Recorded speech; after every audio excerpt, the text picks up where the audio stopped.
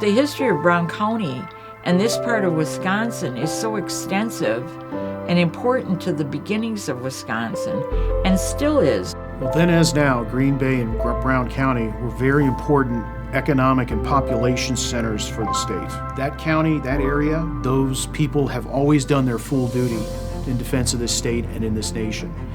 And veterans are a part of the fabric up there. We tell the story of Wisconsin veterans, and every story in here is of somebody that has raised their right hand and sworn to, if necessary, give their life. And one of those veterans that we honor is Denis Murphy of Green Bay, Wisconsin. My name is Stephen Starry. I'm the 5th great-grandson of Dennis John Francis Murphy, the only Green Bay man to have been awarded our nation's highest military honor, the Congressional Medal of Honor, and one of only 12 to have been awarded that honor in Wisconsin during the Civil War. And he was a farmer before the war. He was already married with children and living in Glenmore, Wisconsin in 1861 when the call for volunteers came up, and he answered right away. 14th Wisconsin is raised in late 1861, primarily from northeast Wisconsin. And actually, Denis Murphy joins Company F, which is the De Pere Rifles. So it's right there in Brown County in De Pere, Wisconsin. So Shiloh is a 2-day battle. It is one of those watershed moments in American military history because in 48 hours, more Americans are killed or wounded, captured or missing than in all of American military history up to that time.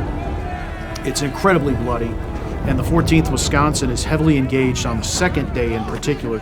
One of the most prominent things that they do is they charge a Mississippi battery, and they push forward and they actually capture it. They're able to hold the cannons for good. Aside from capturing a battle flag, the second most prominent trophy you can get on a battlefield is a cannon. That's why it was such a big deal, and this was sent back to Madison as a war trophy. So after the victory at Shiloh, the federal armies push and take the key rail junction in northern Mississippi at Corinth. One of the units that's kind of out on the outpost line and makes the first contact on the 3rd of October with the Confederates is the 14th Wisconsin. The color sergeant that day, with the honor of carrying the flag, the soul of the unit, was Sergeant Murphy. I don't know if you get some courage by knowing that your entire regiment is behind you.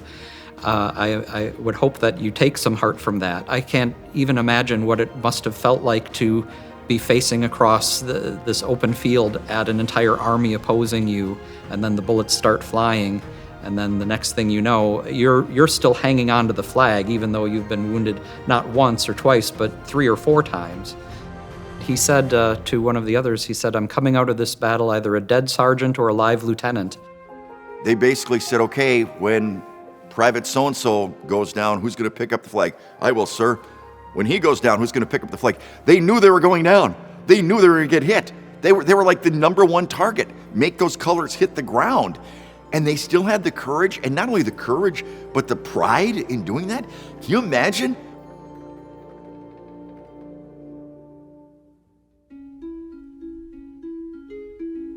So we're in the State Archives Preservation Facility, which is where 97% of the collection of the Wisconsin Veterans Museum is located. One of the foundational elements of the Wisconsin Veterans Museum collection is the Civil War battle flags that were carried by Wisconsinites in battle. Each one of these drawers has our flags in them. They're stored flat, and it's 1 flag per drawer. This flag here is the early version, the early U.S. colors carried by the 14th Wisconsin throughout the first half of their service. It is this flag that Murphy carried during the Battle of Corinth when he earned his Medal of Honor. When you look at the size of this flag, it's designed to be seen a long way. It's also 160-year-old silk, but you can imagine that's still quite heavy. And being wounded 3 times and still being able to hold this up, the dedication that he had as the color sergeant to still keep the flag flying and be at his post and help guide the unit made such a difference. You were an important person. You were the person who, you showed where your regiment was supposed to be. If the flag was moving forward, you were moving forward. So the citation reads that despite being wounded, he kept the flag moving forward.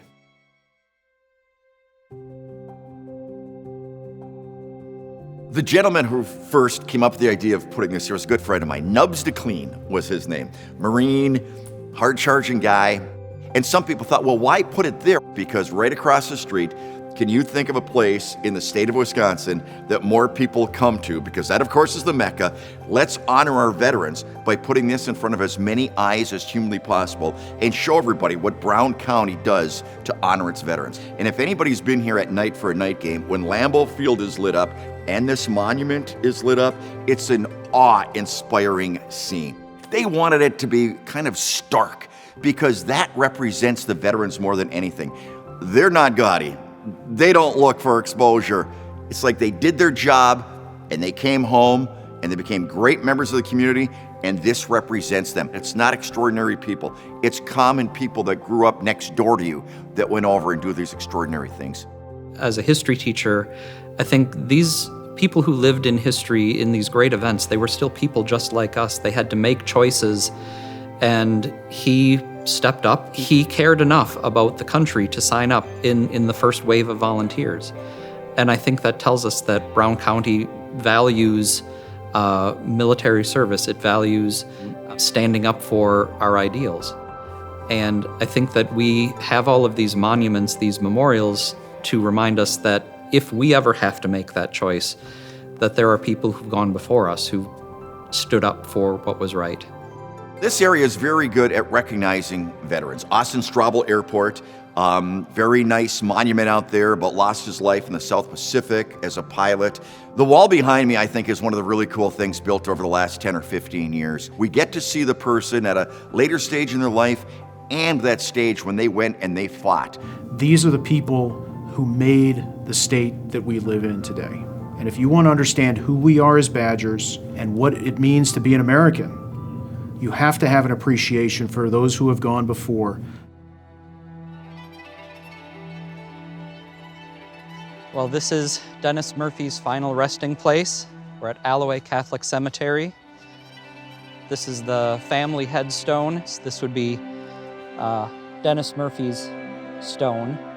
And very faintly you can see Company F, 14th Wisconsin Volunteer Infantry.